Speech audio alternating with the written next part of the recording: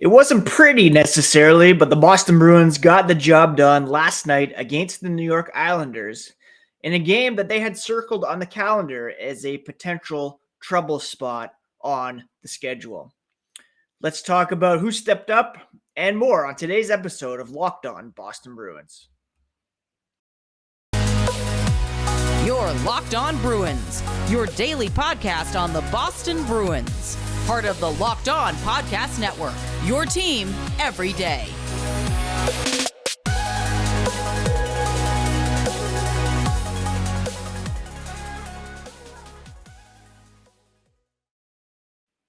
What's up, Bruins fans, and welcome back to the Locked On Boston Bruins podcast. I'm your host, Ian McLaren, and this is a daily show where we discuss all things Spoked B. Today is Wednesday, December 14th, and I want to thank you so much for making Locked On Bruins part of your day. The podcast is free and available on your favorite podcast app, whether it be Apple, Spotify, Pocket Casts is what I use.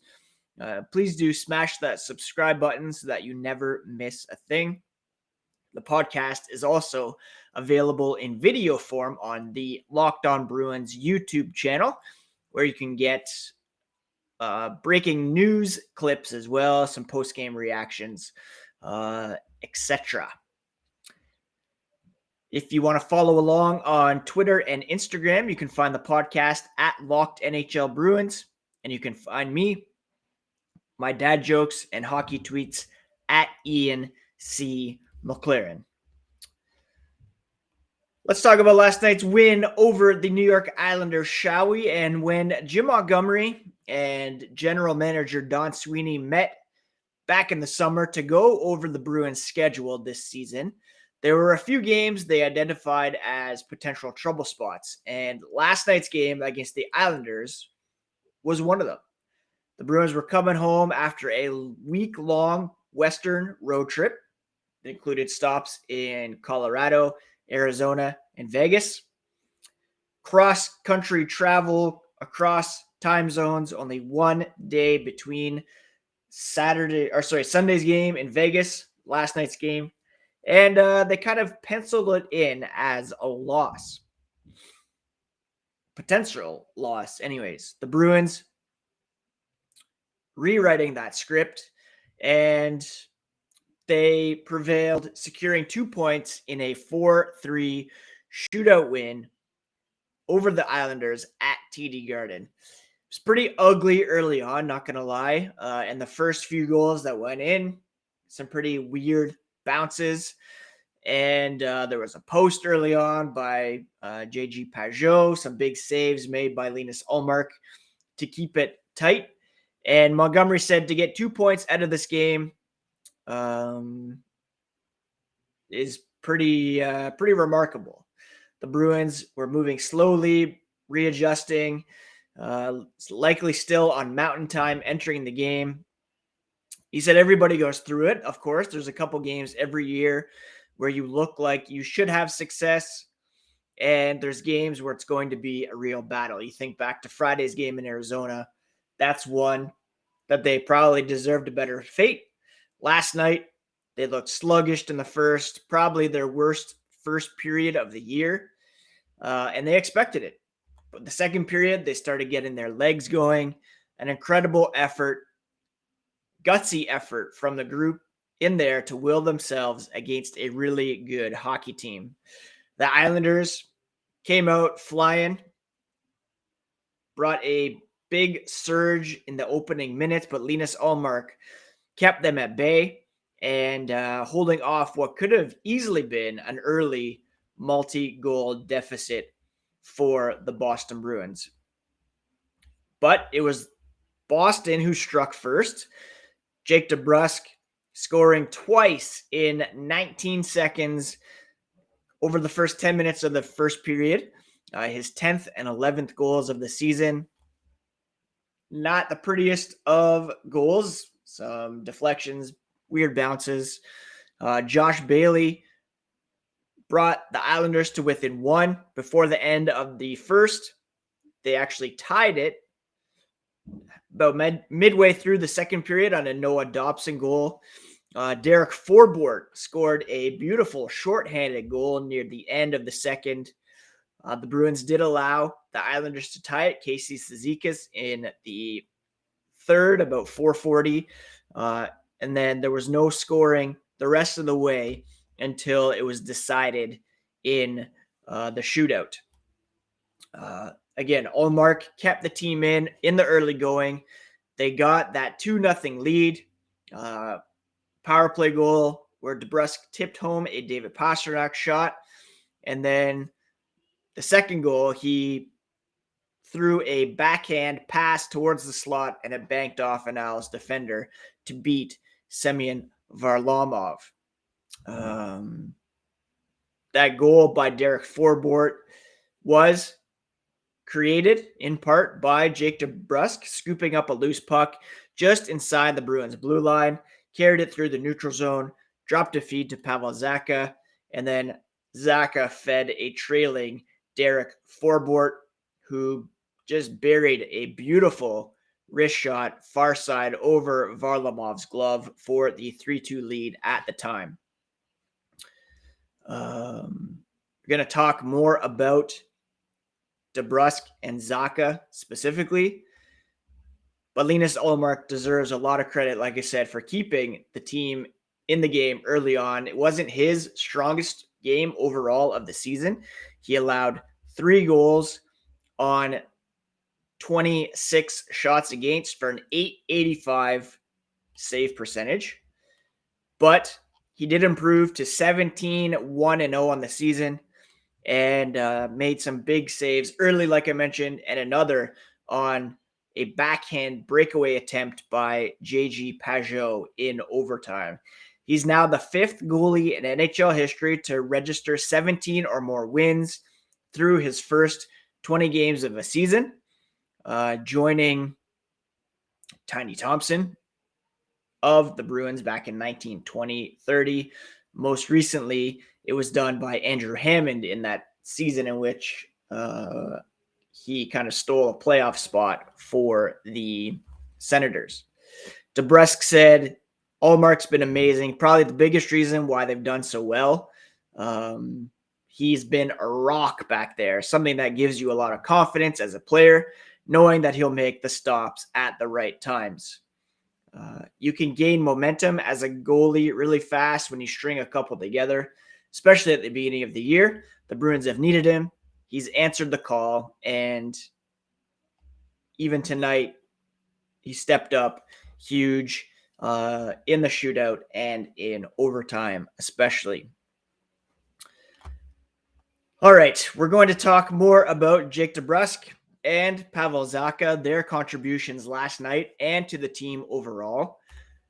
But first, this episode is brought to you by BetOnline. BetOnline is your number one source for sports betting info, stats, news, and analysis. Get the latest odds and trends for every professional and amateur league out there, from pro football to the college bowl season to basketball, the World Cup, which is about to wrap up, and of course, your nightly NHL action. They've got it all at betonline.net. They're the fastest and easiest way to get your betting info. Head to the website today or use your mobile device to learn more at BetOnline, where the game starts. Pavel Zacha, Jake DeBrusk, instrumental in last night's win over the New York Islanders. Pavel Zacha with 2 assists, a primary assist on Forbort's shorthanded goal, and a secondary assist on Jake DeBrusk's second goal of the game. DeBrusk had the 2 goals, and he had a secondary assist on Forbort's goal, which is notable because, like I said, that was a shorthanded. Zacha, DeBrusk, both playing on the penalty kill there as well. I'm giving them both co-big bears of the game. When it comes to Zacha, his 2 assists, he now has 3 helpers over his last 2 games since moving to center in place of David Krejci. Krejci missing his 2nd straight game with an injury that Jim Montgomery said If it was the playoffs, he'd likely be playing, but they're being extra cautious with the veteran center. Montgomery believes Zacha has benefited from being able to learn from Boston's veteran core.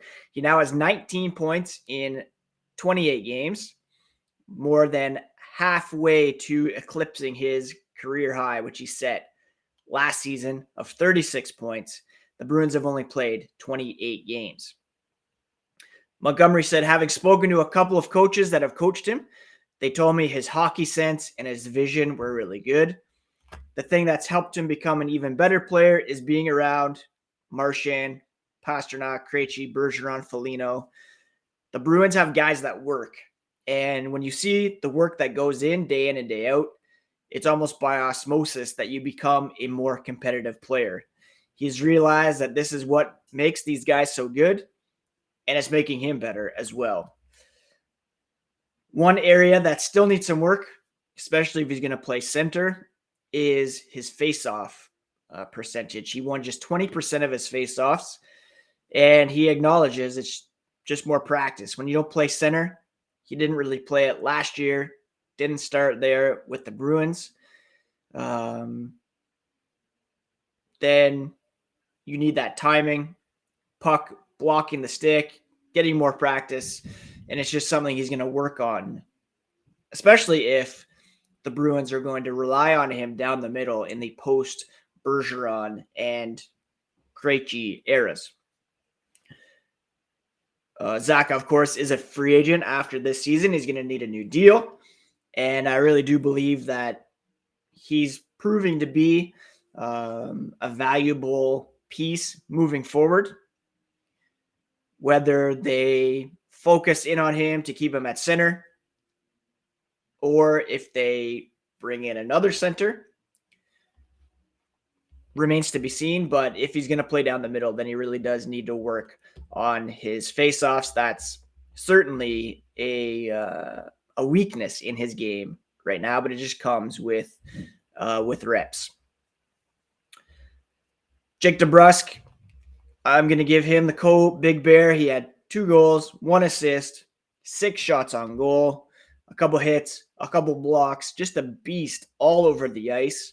He also added a shootout goal that helped decide the game. David Pastrnak ultimately scoring the shootout winner for the Boston Bruins. He said it's not necessarily the game they wanted to play. There was definitely some fatigue from travel. Every excuse in the books to lose this one. Give the Islanders credit. They played a really hard game, played consistent throughout, found a way to battle back, but Linus kept them in the game all night long, and the Bruins got the bounces they needed to get this one done. He also credited Forbort for his goal. What a snipe. Very impressed, to say the least, and happy to see that. Now, DeBrusk earned number 1 star honors after adding that shootout goal. 3-point night, making him the 6th player this season to register a point at even strength, a point on the power play, and a point shorthanded, according to NHL stats. And that is, like, who would have thought a couple of years ago that Jake DeBrusk would be so valuable on the penalty kill, playing so well at even strength. He had 1 minute and 11 seconds shorthanded, 24 seconds of ice time on the power play. The Bruins only had a couple chances. They made good on that one, which obviously cut the power play time short. But Montgomery said when he has the puck, he has the ability to put defensemen on their heels, and that's in all situations. He attacks defensemen, had a rush in overtime where he zipped just north of the crease, thought he had a chance to end it there for the hat trick. Unfortunately, that did not happen, but just an incredible effort from Jake DeBrusk, who is really coming into his own this season, and is on pace to set some new career highs. Right now, he's sitting on 11 goals, 12 assists through 27 games. He is on pace for 32 goals, 35 assists, and 67 points, which would be career highs in each category. So a great progression here for Jake DeBrusk this season, finding even more confidence under Jim Montgomery. You know, Bruce Cassidy deserves a bit of credit for perhaps not giving him the kick in the butt that he needed, but for deploying him on the first line. That's an assignment that stuck under Montgomery, and he's showing that he can be trusted in all situations, and that's a huge step forward in his career. The Bruins did hold the advantage. Actually, no, they were out-attempted by the Islanders last night in all situations, 60-57. Shots were 33-26 in favor of the Bruins. Boston had the edge in scoring chances. High danger chances were equal, and expected goals pretty much equal, 2.9 for the Bruins versus 2.96 for the Islanders. Kind of fitting, I guess, that it ended in a shootout. Bit of a toss-up last night, but the Bruins deserve a lot of credit for stepping up and getting those 2 points after that rigorous road trip and cross-country travel coming back into this one. Some other notable performances. Forbort, like I mentioned, had the shorthanded goal. David Pastrnak added an assist to increase his point totals, and he just continues to prove that he's going to get a massive contract on his next deal. 39 points through 28 games, and he is looking like one of, not just one of the best wingers in the NHL, but one of the best players overall. And what I talked about with Zacha early on, it's the same with Pastrnak. Learning how to play the right way, learning how to put in the work to become a 200-foot player. I mean, he's got 39 points. He's 20 points off the league lead. That would be Connor McDavid with 59 points, Leon Draisaitl 51. Take them out of the equation. You have Tage Thompson 44, Jason Robertson 43, Nikita Kucherov at 42, and then Pastrnak tied with Matthew Tkachuk. Just a special season being put together by David Pastrnak. Not quite McDavid, Draisaitl level, but one of the top scorers in the league. And I'm excited to see his continued progression. A little worried about his AAV continuing to climb higher and higher. He said the other day that he's not interested in setting a new bar in terms of biggest contracts around the NHL. I'm sure that was music to Don Sweeney's ears. And hopefully they get that resolved sometime soon. All right, after the break, we're going to talk about what's next for the Bruins, as well as some news and notes from around the NHL.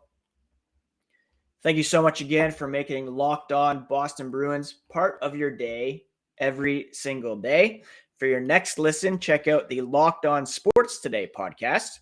It's the biggest stories of the day, plus instant reactions, big game recaps, and the take of the day, available on YouTube and wherever you get podcasts.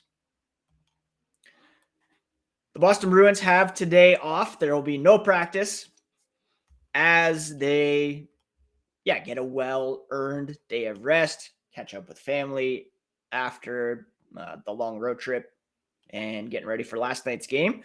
They'll be back in action. They actually have 5 games left on the schedule between now and the mini Christmas break. Back in action next against the Los Angeles Kings on Thursday. The Kings were beaten last night by the Buffalo Sabres in a pretty big way. 6-0 losers to Buffalo. So the Bruins will have a chance. You can look at it two ways. The Bruins will have a chance to beat a team that lost pretty big to the Sabres, or they'll be playing a team that will be eager to bounce back and kind of shake off that loss. Congratulations to Alexander Ovechkin, who scored his 800th career goal last night. I have maybe told this story on the podcast before, but back early in Ovechkin's career, I went to a game in Ottawa, Capitals, Senators, and saw Ovechkin score 4 goals in that game. Easily could have scored 5 or 6 the way he was playing that night. And we are blessed to have been able to watch this guy score more goals than only 2 players in NHL history, being Wayne Gretzky and Gordie Howe. Finally, I put out a tweet this morning about Jonathan Toews, Patrick Kane, a lot of talk about those guys potentially being available and whether or not the Bruins would be interested. Jeff Merrick, Elliot Friedman discussed possible destinations for Bo Horvat, who I would be much more interested in than either Kane or Toews, not only just because of, the 2013, but also because of the legacy that they have left in Chicago with respect to the Kyle Beach situation. I'm not really interested in either of those. First of all, Toews is pretty washed. I don't know if he could really make that much of a difference. Where would he play is a big question. With Horvat, at least, you could perhaps put him third line center, move Coyle over to right wing, or, who knows? Having Horvat is much better situation because, again, like I said yesterday, you have the ability to negotiate exclusively with him for his next deal before he becomes an unrestricted free agent. That's my 2 cents. No real interest in adding either Patrick Kane or Jonathan Toews to this Bruins group. And at the moment, do they really need to add? You always need depth. You always need added scoring when it comes to the playoffs. So yeah, it's certainly worth exploring, but the way they're playing right now, not too many players you'd want to take out of the lineup. And of course, only so much cap space to work with. On tomorrow's podcast, I will preview the game against the Los Angeles Kings. We're going to take our weekly look at the top 5 teams around the NHL and where the Bruins fit in, otherwise known as the Cup Check, and bring you all the latest on the black and gold. If there's any breaking news, be sure to subscribe to the YouTube channel, and I will post that there for sure. And hope you're all doing well, having a great week. Not going to lie, it's been a difficult, challenging one around here for a variety of reasons, but I'm thankful to be able to jump on here, talk about the Bruins every day, and what a team they are to watch at the moment. All right, take care, friends. Talk to you again here tomorrow on Locked On Boston Bruins, your favorite team every single day.